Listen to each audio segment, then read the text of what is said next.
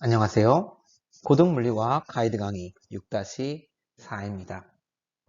오늘 이 시간에는 지난 시간까지 공부한 전자구조 계산 방법들을 기반으로 우리가 어떻게 다전자 원자를 이해할 수 있을지 그 개념들을 한번 이야기해 보려고 합니다. 그 과정에 우리가 오비탈 그리고 전자 배치라고 하는 일반학에서 배운 개념들을 다시 한번 이 물리화학적인 관점에서 되돌아보도록 하겠습니다. 자, 첫 번째로 우리가 CI 방법을 다시 한번 생각을 해보도록 하겠습니다. CI 방법, 즉 Configuration Interaction이라고 하는 방법은 이제 우리가 점유 오비탈뿐 아니라 비점유 오비탈까지 포함을 해서 우리의 파동 함수를 구성하는 그런 방법이라고 했었습니다. 자, CI 방법을 아주 간단하게 헬륨에 대해서 적용을 해보도록 하겠습니다. 자, 이때 우리가 기저집합으로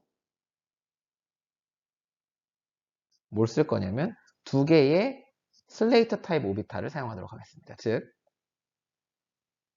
시도 함수를 제가 이렇게 한번 잡아보겠습니다.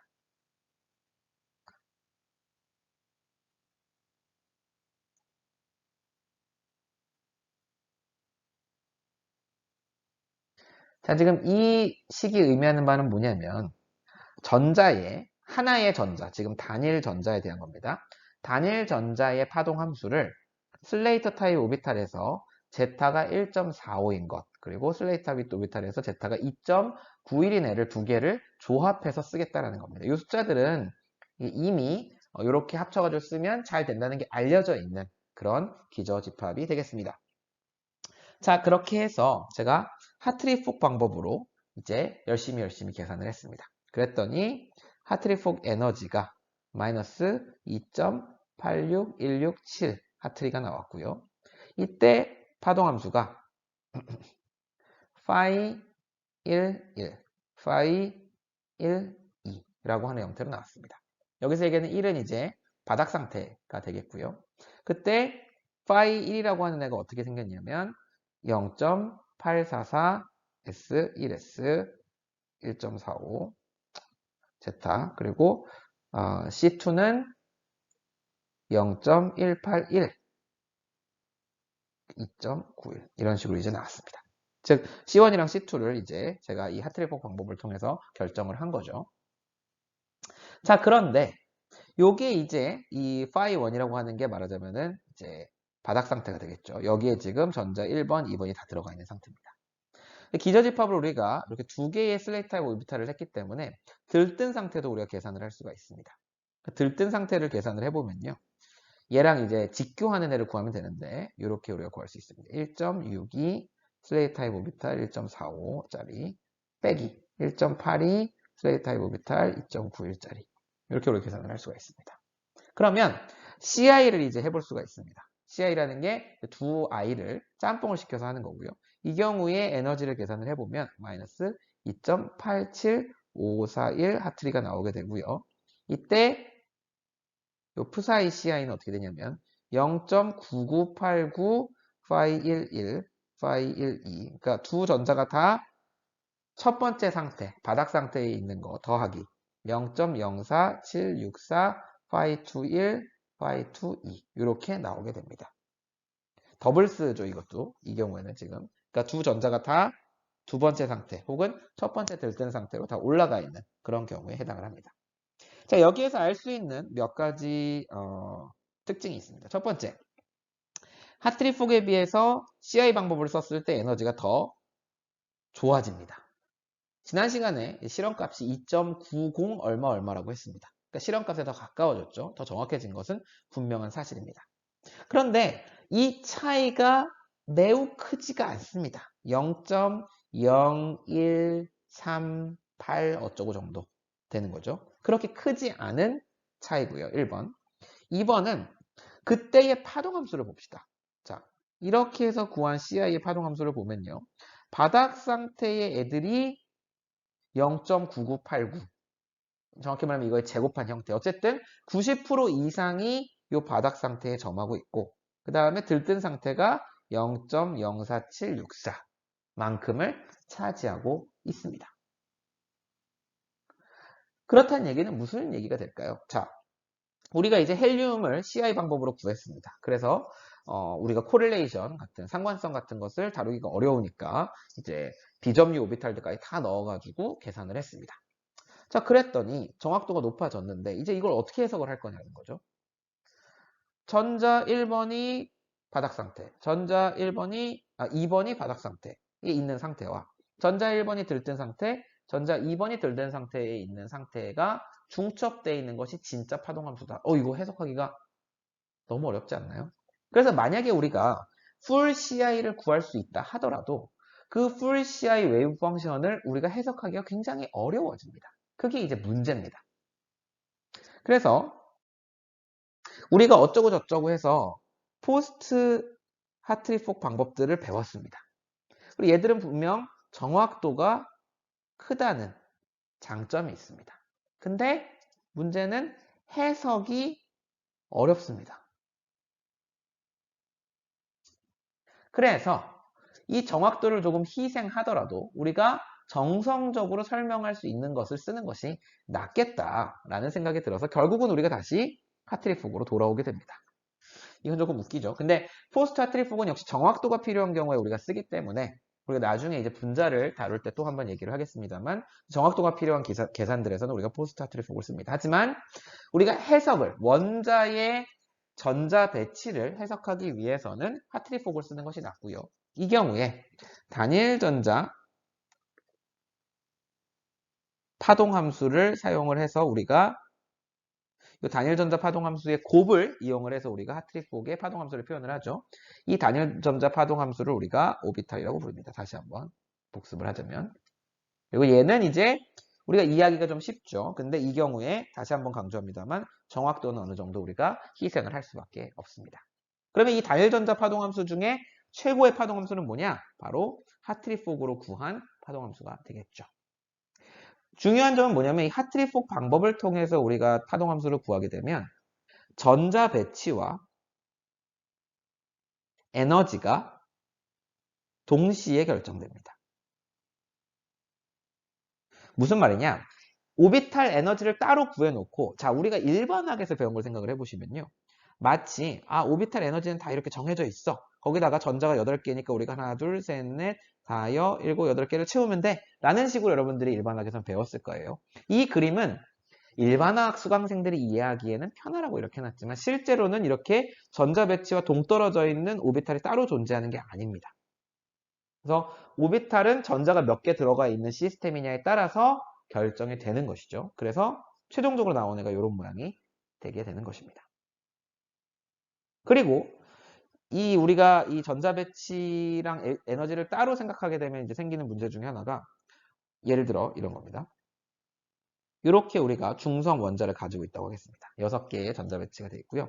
여기서 전자 하나를 뺀다라고 할 때 그럼 얘를 뾰로롱 빼버리면 되겠다라고 그냥 생각을 할 수가 있는데요. 실제로는 그렇게 하면 안 되고요. 이 하트리폭 계산을 할 때 6개의 전자를 가지고 계산을 한 것처럼 5개의 전자를 가지고 새로 계산을 합니다. 그래서 에너지와 전자 배치를 다시 한번 결정을 해줘야 하는 것이죠. 그래서 뾰로롱하고 뺐을 때 이 자리로 이게 유지가 될지 안 될지도 사실 우리는 몰라요. 해봐야 합니다. 각각의 경우에 하트리폭 계산을 매번 해주어야 합니다. 그래서 이제 뒤에서 우리가 한 번 더 이야기를 하겠습니다만 이것 때문에 일반학에서 여러분들이 전자배치 배울 때 헷갈리는 얘기들이 나오는 것입니다. 원래는 전자가 떨어져 나가고 들어오고 하는 모든 과정에 대해서 매번 새로운 전자 배치와 오비탈 에너지를 계산을 해주는 것이 맞습니다. 됐죠? 주의할 점을 제가 충분히 말씀을 드렸던 것 같고요. 자, 그래서 전반적인 경향성을 한번 살펴보고 싶은데요. 이게 지금 제가 어떻게 표현을 하는 게 좋을지 좀 고민을 하고 있습니다. 자, 우선 우리가 가장 친숙한 녀석인 수소부터 시작을 해보겠습니다. Z가 1이죠. 자, 수소가 N은 1이 있고요. 그 다음에 N은 2가 있고 N은 3이 있고 N은 4가 있습니다. 근데 이게 힐륨으로 넘어오게 되면 어떻게 되죠? 에너지가 조금씩 떨어집니다, 다들. 왜냐면 Z에 의존하는 그런 항이 존재하기 때문이죠. 그리고 여기도 떨어지는데 두 개로 갈라져서 떨어집니다. 왜요? 하나는 ES, 하나는 EP. 이렇게 L 값에 따라서 쪼개지게 되는데 왜 이렇게 되죠? 이거는 여러분들이 공부를 열심히 하셨다면 아마 아실 텐데, 네, 얘는 바로 가림 효과 때문이죠. 핵전화의 가림 효과. 역시 마찬가지로 3번도 3개로 갈라지게 되죠. 3, 이렇게 D 값에 따라서 3S, 3P, 3D 이렇게 갈라지게 되고요. 4도 역시 마찬가지. 그 위에서 나타나게 됩니다. 근데 말씀드린 것처럼 전자배치랑 이거를 우리가 뗄래야 뗄 수가 없습니다. 그래서 전자배치까지 우리가 생각을 해서 넣어주게 되죠. 여기까지. 그쵸? 그 다음에 누구예요? 그 다음에 리튬이죠. 리튬은 Z가 3이죠. 또 한 번 더 안정해집니다. 그리고 S도 또 안정해지고 P는 조금 덜 떨어지고 역시 S는 더 안정해지고 P도 조금 덜 떨어지고 D는 더 덜 떨어지고 그래서 하나, 둘, 셋 이렇게 들어가 있는 구조가 나오게 됩니다. 자, 지금 이거는 제가 지금 그림을 이렇게 그려서 그렇지 오비탈을 먼저 구한 다음에 전자를 채우는 게 아니라고 말씀을 드렸습니다. 하트리폭 계산을 다 하고 나면 이렇게 오비탈의 정보와 각 오비탈의 전자들이 어떻게 들어가 있는지에 대한 정보를 우리가 구할 수가 있습니다. 됐죠? 그래서 이 과정을 쭉쭉쭉쭉 반복을 하다 보면 우리가 모든 애들의 이 전자를 채울 수가 있게 되고요. 그랬을 때 제가 앞서 일반학에서 우리가 가끔 희한한 경우들을 보게 된다. 뭐 이런 이야기들을 했었는데요. 구체적인 예를 하나 들어보면 망가니즈 같은 애를 한번 생각을 해볼 수 있을 것 같아요. 망가니즈는 그 전자 배치가 이렇게 된다고 우리가 알고 있습니다. 그리고 얘가 Mn2 플러스가 되면 어떻게 되냐? 얘가 더 에너지적으로 안정하다고 생각을 하는데 그게 아니고 얘가 먼저 떨어져 나가서 3D에 5개가 차 있는 그런 경우가 된다라고 하고 이거는 예외다. 뭐 이런 식으로 이제 얘기를 하는데 사실은 예외가 아니고요. 앞에서 얘기했던 거랑 마찬가지로 우리가 Mn에 대해서 전자 배치를 그리고 오비탈을 그리고 전자 배치를 계산을 하는 것과 그다음에 Mn2 플러스에 대해서 또 역시 이 오비탈과 전자 배치를 동시에 계산을 SCF 방법, 하트리폭 계산으로 할 수가 있는데 그걸 했을 때 결과가 중성인 경우에는 이게 가장 안정하게 나오고 2 플러스인 경우에는 이게 가장 안정하게 나온다. 이렇게 봐야 됩니다. 이게 뭐 S 오비탈이 갑자기 뭐 에너지가 낮았다 높아졌다 막 이런 식으로 우리가 생각을 하지 말고 그러니까 이게 여기에 이미 전자들이 차 있는 것에서 얘를 뺀다라고 생각하는 게 아니라 지금 Mn2 플러스가 가지고 있는 전자만큼을 가지고 새로 우리가 하트리폭 계산을 했을 때의 결과가 이렇게 나온다. 그런 식으로 우리가 생각을 해주는 것이 좋습니다. 자, 방금 전까지는 우리가 하트리폭 방법론을 사용을 해서 계산하는 방법을 우리가 살펴보았는데요. 요거를 실험적으로 증명할 수 있는 방법은 없을까요? 있습니다. 바로 광전자 분광법이라고 하는 것을 사용하면 됩니다. 영어로는 포토일렉트론 스펙트로스코피라고 하고요. 그래서 줄여서 PES라고 부릅니다. 자, 얘는 사실 우리가 처음에 양자역학의 시초를 다룰 때 광전 효과를 얘기를 했었는데요. 그거가 똑같습니다. 그 원리를 이용해서 만든 분광법이고요. 자, 어떤 금속의 표면이 있습니다. 여기다가 우리가 일정한 주파수를 갖는 빛을 쪼여줍니다. 그러면 전자가 튀어나오게 되겠죠. 그랬을 때 이 전자들을 포집을 해서요. 전자들의 운동 에너지를 계산을 합니다. 그러면 이 운동 에너지는 뭐를 반영을 하냐면 결국 이 금속이 얼마만큼 붙잡고 있었느냐를 반영을 하겠죠. 그 붙잡고 있었던 에너지를 1함수라고 부르고 이 운동 에너지는 결국 주어진 에너지, 빛 에너지에서 1함수를 뺀 만큼이 됩니다. 그 이야기는 뭐냐면요. 예를 들어서 그래프로 한번 보여드릴게요. 여기가 이제 에너지가 0점이고 오비탈의 에너지가 띵띵띵 이렇게 있었다고 해보겠습니다. 그래서 뭐 E1, E2, E3에 지금 전자들이 들어가 있는 그런 경우를 생각을 해보죠. 이렇게 예를 들어서 그랬을 때 빛을 받아서 이 녀석이 여기가 된다고 생각을 해보면 빛이 예를 들어서 뭐 어떤 일정한 양만큼 주어졌다고 하면 얘가 여기 될 때는 그 빛에 해당하는 에너지만큼의 운동 에너지를 갖게 될 것이고 이 녀석이 여기가 된다라고 하면 역시 h nu만큼 차이가 나는 위치에 피크가 나타날 것이고요. 얘가 여기가 된다라고 하게 되면 또 역시 hν만큼의 차이가 나는 위치에 피크가 나타나게 될 것입니다. 지금 이 간격들이, 요 지금 파란색으로 제가 표시해 놓은 간격들이 일정하다는 게 핵심이고요. 그랬을 때 이쪽이 지금 우리가 그래프상에서 이 0보다 큰 부분이 바로 스펙트럼으로 얻을 수 있는 거죠. 그러니까 일정한 에너지에 빛을 계속 쪼여주게 되면 금속에 그 에너지를 받아서 나올 수 있는 전자들은 각자의 오비탈 에너지를 반영하는 운동 에너지를 가지고 얘들이 나타나게 되고, 그 운동 에너지를 우리가 측정을 하게 되면 얘들이 얼마만큼 강하게 오비탈 안에 결합해 있었는지를 알 수가 있게 됩니다. 그래서 실험적으로 직접 오비탈 에너지를 측정하는 것이 가능합니다. 그리고 이것이 하트리-폭 방법으로 계산한 것과 유사하다. 일치할 수는 없겠죠. 하지만 유사하다라는 것이 알려져 있습니다.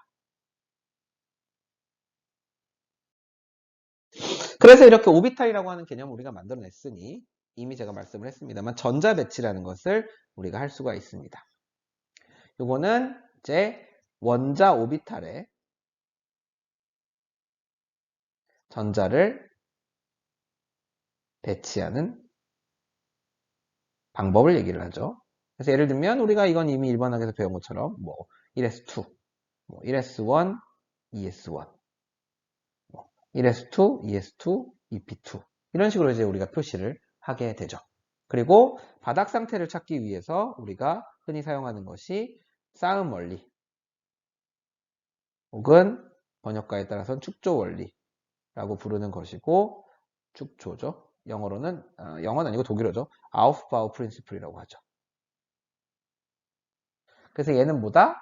얘는 전자들은 가장 낮은 에너지 상태부터 에너지의 오비탈부터 채운다. 여기까지는 여러분들이 다 일반학 시간에 연습을 많이 해보셨을 것이라 생각합니다. 그래서 위에 있는 지금 이 그림을 보면 얘는 지금 바닥 상태에 있지만 얘는 바닥 상태가 아니죠. 그러니까 1S에 한 번 더 들어갈 수 있는데 2S에 들어가 있으니까 얘는 들뜬 상태고요. 얘는 바닥 상태가 되겠습니다. 그래서 이건 앞에 두 개는 헬륨의 경우고 얘는 이제 탄소의 경우다. 뭐 이런 거는 여러분들이 일반학에서 많이 공부를 하셨을 거라고 생각을 합니다. 그래서 여기까지 우리가 이제 전자 배치의 개념을 얘기를 했고, 이제 앞서 왜 우리가 오비탈 개념을 쓰는가. 물론 더 정확하게 우리가 계산할 수 있지만 그 정확도 때문에 이해가 이제 어려워지기 때문에 다 희생을 시키고 하트리-폭 수준에서 우리가 이 원자들의 세계를 이해하려고 한다. 이렇게 이해해 주시면 되겠습니다. 다음 시간에는 이 전자 배치를 가지고 조금 더 심도 있는 논의를 해보도록 하겠습니다. 감사합니다.